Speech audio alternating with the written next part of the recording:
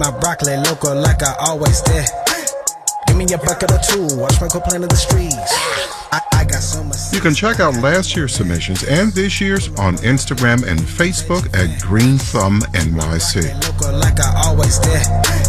This that eco hip hop healthy for them kid. WNYC is supported by Cary Institute of Ecosystem Studies, presenting Adapting to the New Age of Wildfire, How Predictive Science and Ecology Can Address the Wildfire Crisis. September 20th, 7 p.m. at the Green Space. Tickets at caryinstitute.org. Marketplace Morning Report is coming up next, and then in 10 minutes at 9 o'clock, it's the BBC NewsHour on WNYC. Let's check in with London to see what they're working on. London, good morning. Good morning, WNYC. I'm James Menendez. Today on NewsHour, the U.S. Secretary of State Antony Blinken arrives in Kyiv on an unannounced visit, the first by a senior American official since Ukraine's counteroffensive began. And the Rolling Stones released their first album in nearly 20 years. But is it any good? That's BBC NewsHour at 9 on WNYC.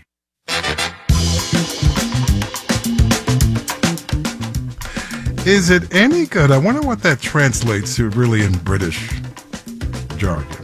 81 and sunny with a heat advisory again today. Sunny at 93, real feel, of course, hotter than that. Same for tomorrow. Looks like Friday we begin to cool off or retreat from these extreme temperatures. Again, 81 and sunny. It's 8:51.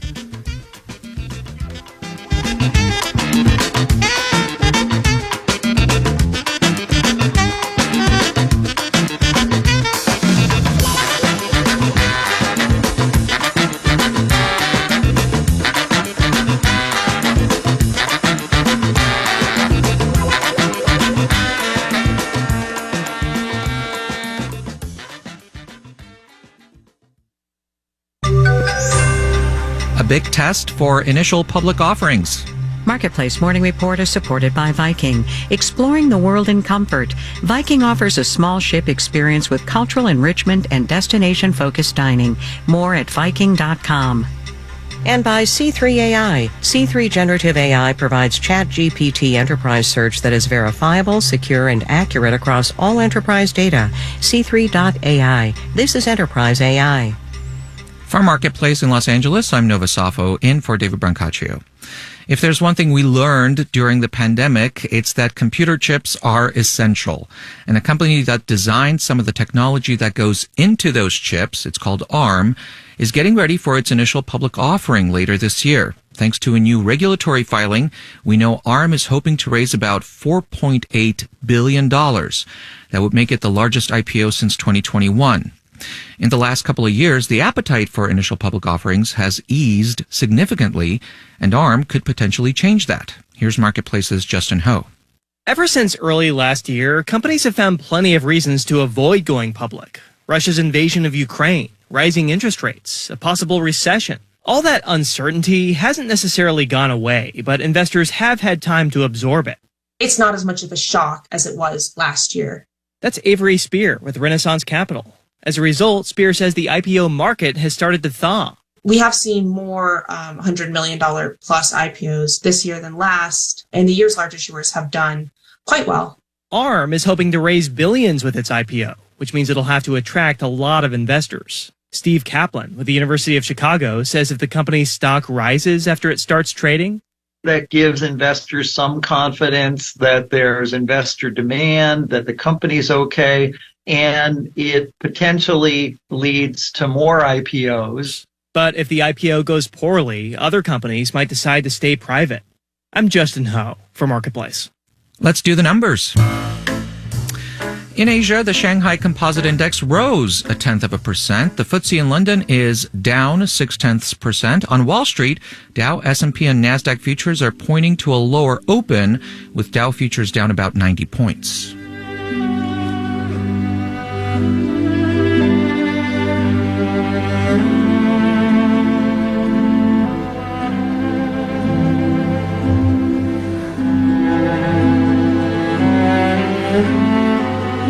Marketplace Morning Report is supported by Amazon Business. From small business to big enterprise and everything in between, Amazon Business helps simplify the supplies buying process. Amazon Business, your partner for smart business buying. And by Charles Schwab. Schwab believes every investor deserves to work with a firm they can count on, with financial consultants ready to serve clients and 24/7 live help. JCPenney plans to spend more than $1 billion in the next few years to try to revive the department store chain. The company is more than 120 years old. It emerged from Chapter 11 bankruptcy 3 years ago.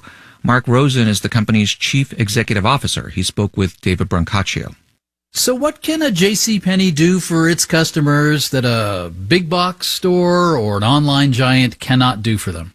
Yeah, it's interesting that you asked that question because that's exactly how we started this project. What is it that our customers need and who are our customers? And our customers are the core of America. They're hardworking families. They're school teachers, construction workers, and medical workers. And what they're looking for is a place to shop where they don't have to make the trade-offs that they have to make in their everyday life, where they can find great fashion and great brands and still get a great value. Now, I know you have a lot of your attention on online shopping as well, but you're still betting on shopping malls and stores that have bricks and cinder blocks that hold them up. I know that some of your owners, JCPenney's owners, run malls, so that's going to be the way it is, but is that still the place you want to be these days? It's both an online and an in-store shopping experience. I think that many of our customers want to come into the store because they want to see and feel and touch product. They want that try-on experience, and they want to be able to do that in the store. They want the help and the advice of associates in putting an outfit together.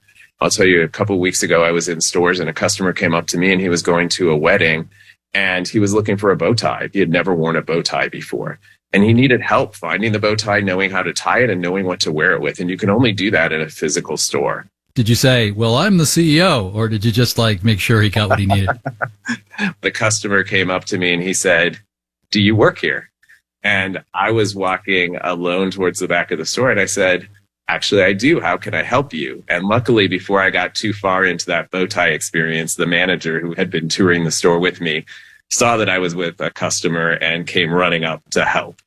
I know that some government data find that inflation isn't spiking like it did coming out of pandemic, but we still have inflation. And doesn't inflation drive your customers to ruthlessly look for the absolute cheapest? So for our customer, inflation is absolutely a stress in their life. What we see from the data is a $75,000 median household income. That household is spending over $700 a month more than they spent 2 years ago on the basics, on either rent or mortgage, on gas, on groceries. And that's a real stress on families.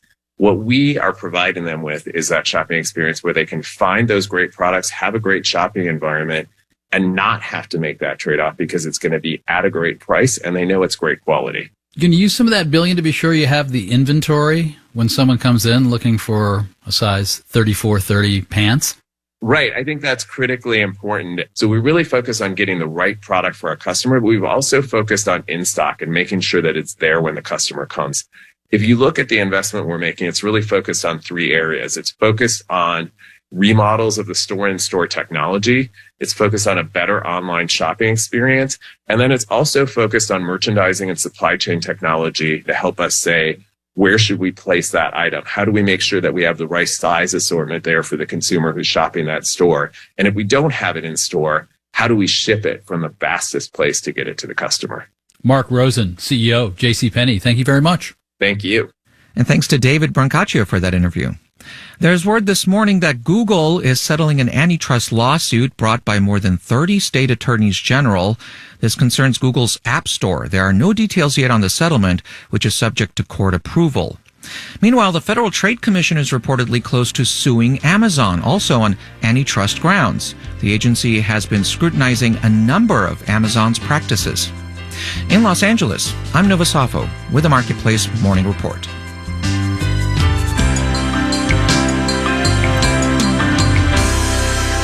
From APM, American Public Media.